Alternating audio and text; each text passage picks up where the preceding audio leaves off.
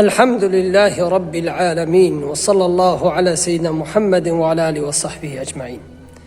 قال لي مسلمانا أن في حديث بيغمبر عليه الصلاة والسلام ببيسن بيضا بفكرا بيغمبر عليه الصلاة والسلام دبيجي: من أصبح منكم آمنا في سربه معافا في جسده عنده قوت يومه كأنما حيزت له الدنيا.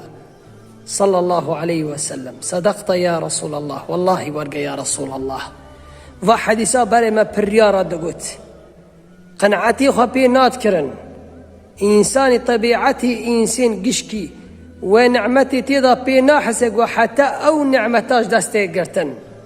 بيخمبر عليه الصلاة والسلام في حديثي مردي: سبالت الروم بوف تزاري خو سلامتن رحتن تشتكي واتن ترستن مرنتن أري يا رسول الله بيرا وتشتاقي جامدتن أري هكذا نتاي أري دنيا قشكي آتيه أري والله دي أمانة دابوي زاريت حتى سلامتن هكذا نتاي باسيتيه كأنه دنيا قي آتيه فوضعي مينها في دردي منها يتيدا إنسان قشكي والله كيرا بيجي أري والله برا أزر حتى بمسلامت بم أزو زاري خواه وهقي ناني من هبه دنيا قشكي آمنه.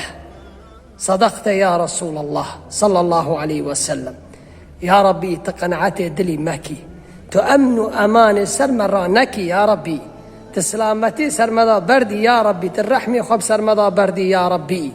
وصلى الله على سيدنا محمد وعلى آله وصحبه أجمعين.